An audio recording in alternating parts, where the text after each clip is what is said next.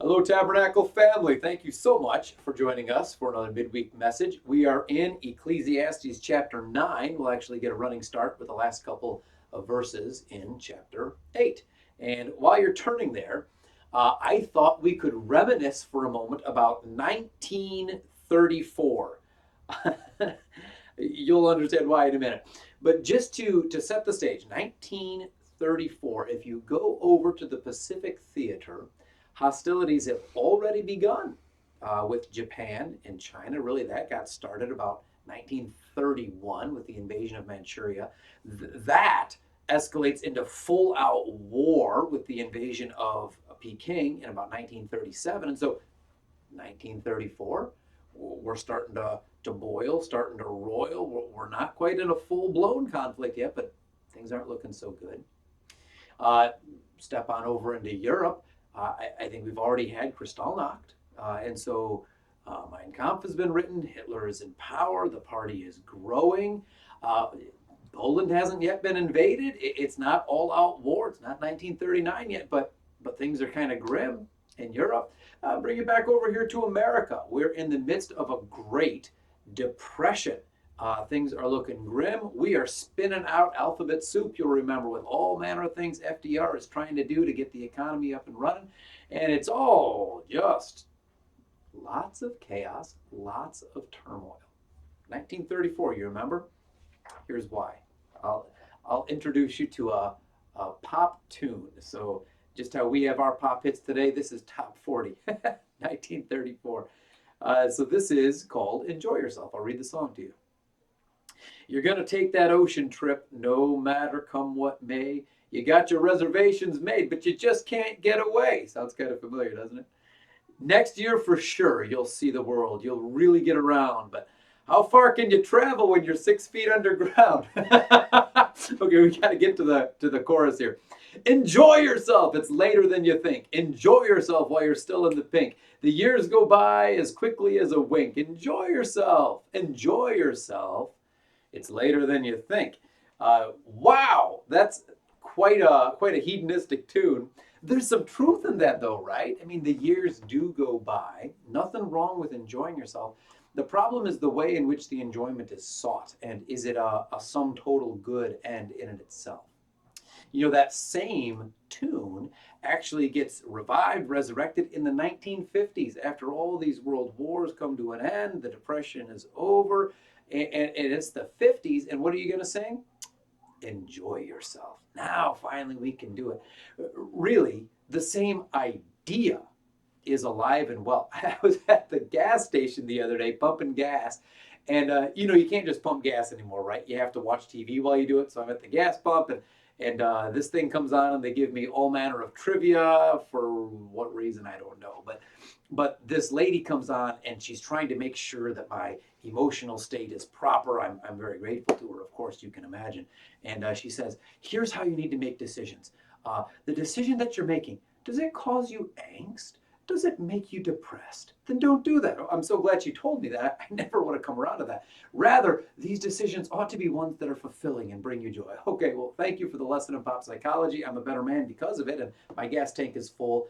It was a great place to go. I'll be sure to go back there. But with all of this in mind, we come to Ecclesiastes. And, if you've been tracking with me by now, let me tell you, Kohelet, he's just the burster of bubbles as we go. And so, with that being said, you kind of get two halves to what we're going to read. We're, again, going to kind of dip into chapter 8 there, but really chapter 9, verses 1 through 10. You get two big ideas, verses 1 through 6 and verses 7 through 10.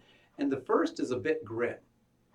It really takes this idea about, go for the gusto and do all you can and make sure you don't get angst in your decision making. And after all, your inner peace is really the biggest thing in life. And it kind of just goes like this. Because we'll read. Again, I'll start with me in chapter 8, verse 16. When I applied my heart to know wisdom and to see the business that is done on earth, how neither day nor night do one's eyes sleep, then I saw all the work of God, that man cannot find out the work that is done under the sun. However much man may toil in seeking, he will not find it out. Even though a wise man claims to know, he can't find it out. Now in chapter 9. But all this I laid to heart, examining it all, how the righteous and the wise and their deeds are in the hand of God. Whether it's love or hate, man does not know. Both are before him. It's the same fate for all, since the same event happens to the righteous and the wicked, to the good and the evil, to the clean and the unclean, to him who sacrifices and him who does not sacrifice. As the good one is, so is the sinner. As he who swears is, he who shuns an oath. This is an evil in all that is done under the sun, that the same event happens to all. Also, the hearts of the children of men are full of evil, and madness is in their hearts while they live. And after that, they go to the dead. But he who is joined with all the living has hope. For a living dog is better than a dead lion. For the living know that they will die, but the dead know nothing, and they have no more reward. For the memory of them is forgotten. Their love and their hate, their envy, have already perished, and forever they have no more share in all that is done under the sun. Go, eat your bread with joy, and drink your wine with a merry heart, for God has already approved what you do. Let your garments be always white. Let not oil be lacking on your head. Enjoy life with the wife whom you love all the days of your vain life, because he has given you under the sun, because that is your portion in life and in your toil at which you toil under the sun. So whatever your hand finds to do, do it with your might. For there is no work or thought or knowledge or wisdom in Sheol to which you are going. Good text. A bit forthright, as we've become accustomed to at this point. Really good text. We've already covered chapter 8 last week. And so essentially, just to revisit that, you look around, you can't find it out. You come to the end of your wisdom. And all those philosophies which disallow God from the outset end in somewhere between nihilism or Epicureanism, just this closed system where you look around and you can't really figure it out. And even the people that say they have it all figured out, they really don't. Pose the right questions and they come up with two hands in the air. They just don't know. And so he comes to chapter 9, verse 1. He laid it all to heart. He examined the righteous and the wise. Their deeds are in the hands of God. Now here's a difference with Kohelet. Whether it's chapter 8 or chapter 9, he understands that it's God who is at work. And we understand that these things are in the hand of God. Now, towards the end of verse 1, you have this curious idea. Whether it's love or hate, man does not know. Both are before him. Two schools of thought on this, and I think the one has a clear advantage. The one school of thought is whether it's love or hate before God. Man doesn't quite know. Both are before him, namely God. Well, I don't think that makes good sense, because God really does have a clear opinion on that which is righteous and that which is not. So I think the idea runs a little bit more like this. There's righteous people and there's wicked people. There's people whose lives are given over to God and to the pursuit of that which he loves. We stumble along, I get it. And there's those who raise a high hand and say, look, my name is Nietzsche, and watch out, I'm about to be a Superman. Well, really different people. But regardless of how you live, you don't know how your deeds will be received, right? Good, evil, it's both before him. Love, hate, it's both before him. Back to 1934. You might have been a really righteous person living in Japan, but you got called to serve in the army of the emperor. Well, you might be really righteous or you might be really evil, but kind of you're going to get hatred. You're about to go to war. Similarly, maybe you're a really righteous person and you're living in 1950s America, and you add under God in these statements, and it's just a little bit easy for you. You really don't know what's in the future. Look, here we are. It's 2021. What's this year going to hold for you? What's the next 5 years going to hold for you? I'm going to live as best as I know how for the glory of God and for the good of those around me. Now, whether that will be received with love or hate, I don't know. Signs of the times might indicate one thing, but frankly, we don't know. You don't know. I don't know. There's been good people well received and bad people well received. We don't quite know what's before us. Well, here comes verses 2 and 3. If verse 1 kind of raised this big question, like, man, life's a bit confusing. We really don't know what's before us. Well, that's true. We really don't. 2 and 3 say, but we do know one thing before us, and that's the sting of death. It's the same for all, since the same event, death, happens to the righteous and to the wicked, to the good and to the evil. And he goes on to have this long, almost redundant emphasis. And I think right now we need to pause. We do this on occasion and just say, why don't the prosperity gospel preachers use this text? I guess the answer is pretty forthright. But while it's easy to kind of poke fun at, quote, those people who aren't like us, I think we need to recognize this too. Because sometimes we have as our Christian project the therapy of the soul, where I'll follow God so long as my internal fortitude is right, so long as I gain inner peace, so long as I get good therapy out of church, I'll keep following God. But sometimes life gets a little depressing, doesn't it? Sometimes just because of the things that surround you. Look, maybe you're about to lose your job and you're anxious. Maybe that's an anxiety-producing event in your life. You might lose your job. The things that you so desperately want, you might not get. And that's what Ecclesiastes is talking about. It doesn't mean, therefore, you should no longer follow God. I remember a gentleman by the name of Bob Duco. He was actually a radio host, talk show host, Christian talk show, back in Detroit. It was pretty well listened to. It was kind of more like an apologetics type of show. And kind of at the height of his popularity, he had the grievous situation that his teenage daughter died unexpectedly. They were all out to eat, and it was some sort of a, if I recall correctly, catastrophic heart failure. And they did everything they could, rushed her out of the restaurant to the hospital, and against all odds, she died. She was in relative health. It was, by all accounts, this freak accident. People scratched their heads. A lot of people thought that he would leave the faith.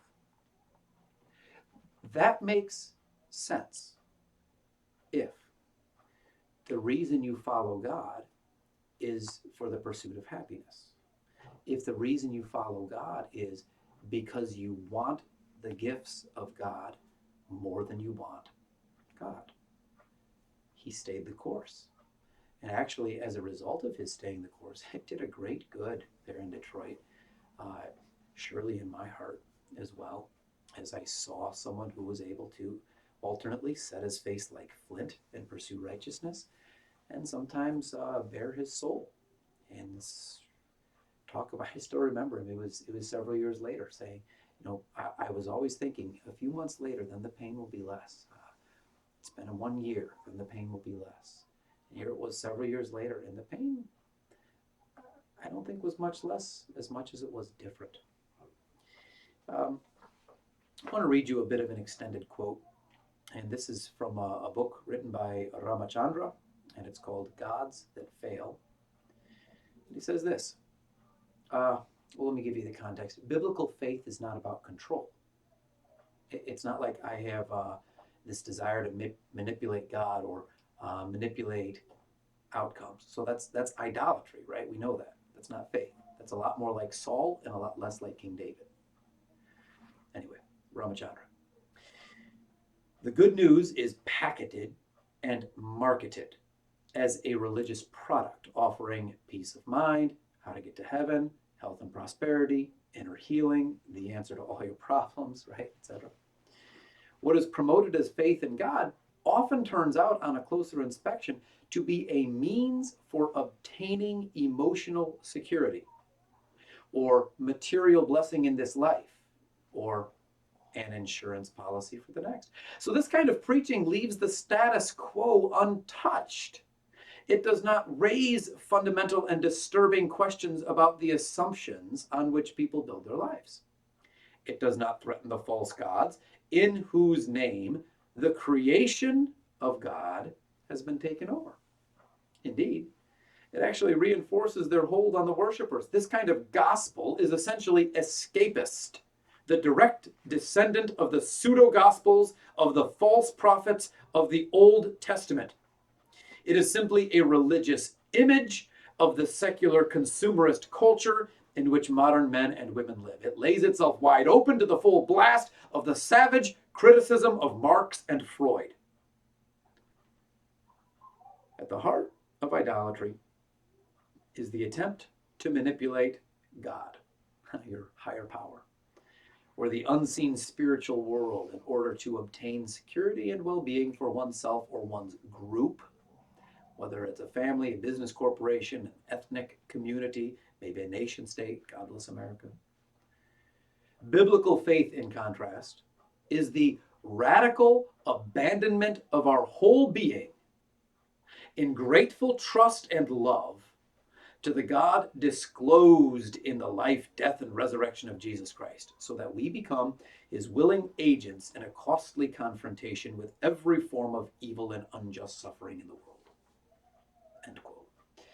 I hope that whets your appetite to read a book. We continue. From the enigma in verse 1 to this sting of death in verses 2 and 3. Let me actually comment a bit more on 3, and then we'll get into 4 through 6. Verse 3, this is an evil done under the sun. The same event happens to all. Here's where I want to comment. Also, the hearts of the children of men are full of evil. We're seeing total depravity right here. And madness is in their hearts while they live. After that, they go to the dead. Just a reminder. Sometimes we sort of take umbrage at some of this verbiage like total depravity, and yet we see it that you are in the totality of your being touched by sin. It doesn't mean that you're as bad as you could be. It means that there is no portion of your being that has been untouched by sin. Okay, verses 4 through 6. Better to be a living dog than a dead lion, right? And he goes on and talks about the living know that they'll die, but the dead know nothing. They have no more reward. Love, hate, envy, it's all perished. Don't take annihilationism out of this. Just take Sheol. And what's being compared is right now in this life, you have opportunity. These present opportunities you will not have when your body is 6 feet under. There is a unique period of productivity, a unique way in which we can glorify God. You have one thing you can do now that you'll never be able to do in heaven, namely witness to the lost. All of that's what's going on in 4 through 6. Look, better to be a living dog than a dead lion. We come to 7 through 10, and you see the antidote. Verses 1 through 6, it's grim, right? It's confusing. You're going to die. 7 through 10, but there's faith. There is an antidote. There is hope in all of this. In fact, you come to verse 7, and you find like justification by faith. You read Paul and James in this. Let me show you what I mean. Go. As opposed to all of this just discursive philosophy, now you have this imperative. Go. Look, you can do something right now. Doesn't that strike to our Americana, right? We just want to go do something. Well, you can. Go. And what is it that you're supposed to do?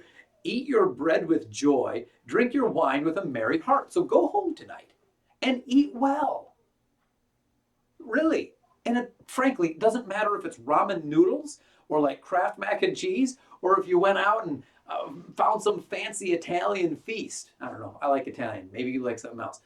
And it's great. Here's where I get justification. God has already approved what you do. Think of what has just been said. You're not trying to earn God's favor. His approval, his acceptance is there. What do you need to do? You need to receive it by faith. That's the only thing you need to do. This is the remedy. Understand that you have an appointment in life, an allotment in life. Will you be content with this allotment? Go and enjoy. Joy is before you. It is the option for you to be received by faith if only you'll have eyes to see it. So do you? God is sitting there already approving of what you do. Eat that Big Mac like you mean it, for crying out loud. Grade F pseudo beef and all. Like, enjoy it already. Get a Frosty at Wendy's. Or go eat real healthy stuff, right? Have your roasted root vegetables. Fine, enjoy that too. I do, right? Enjoy your food. And not only that, we keep going. Verse 8, let your garments be always white, let not oil be lacking from your head, right? Enjoy life. The idea is, look, in this hot environment, wear some white clothes that reflect the sun's rays. They're clean. Put the oil on your head and on your skin. Sometimes it's a dry, arid land and your skin gets parched, cracked. Rub the oil into your skin that you put on your beauty products. Go rock on with your Mary Kay. Like, it's okay. Do all this kind of stuff. Enjoy life, right? Today, take a shower, put on your Dove skincare, and enjoy it. Put on some fancy clothes or be comfortable in your, ripped jeans, whatever it is. Enjoy your life. Enjoy your life. Enjoy the people with whom you live. Enjoy your family. In a world that's tearing itself apart because you're grasping for more, because your biggest project is your personal happiness. You got to do what you got to do, and your pride is so high. Of course, that's going to rip things apart. Your family will suffer for that. But look at this next verse. Enjoy life with the wife whom you love. Do you know that's a command? Husbands, love your wives. Here we see the same thing in Ecclesiastes. Enjoy your life with the wife whom you love. There's some, subtle nuances here. It supposes the man is the head of the house and the wife is the companion, the helpmeet of that man. That's good. That's biblical. There's no shame. There's nothing weird or sexist or misogynistic about that. It's good. You're a team. And what was the point here? Enjoy it. Enjoy it. Well, how do you enjoy it? Well, you recognize all the days of your vain life, hevel.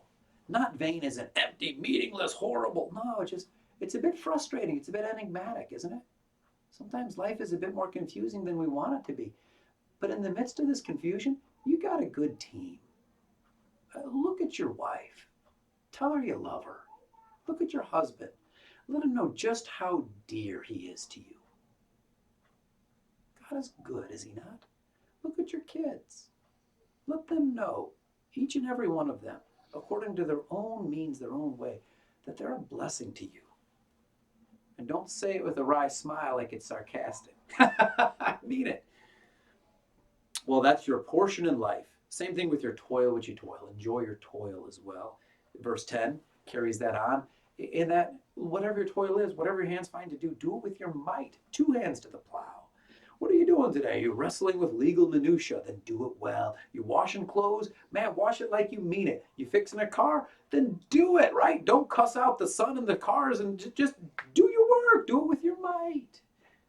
Whatever it is. You're going to go to church with your might. You're going to witness with your might. You're going to tell your kids you love them, tell your kids you love them like you mean it. Do it with your might. Why? Because God is in control. And by the way, because it's a unique opportunity you have right now. Look, no marriage in heaven. We know about that from Jesus. And so he says this way, there's no work or thought or knowledge or wisdom in Sheol to which you are going. The point is this. One day we'll be 6 feet under and these opportunities are gone. The transience, the shortness of the opportunity does not mean it's bad. My kids are growing up. Some of you listening don't have kids. Some of you listening have kids who have grown up. The point is, it's a unique and temporary moment. And just because it's unique and temporary doesn't mean it's bad. Maybe last year you went on vacation. It was a week and it was done. Doesn't mean it's bad. Just enjoy the week while it's there. Guys, right now, 70. If by reason of strength you get a couple of more, praise God.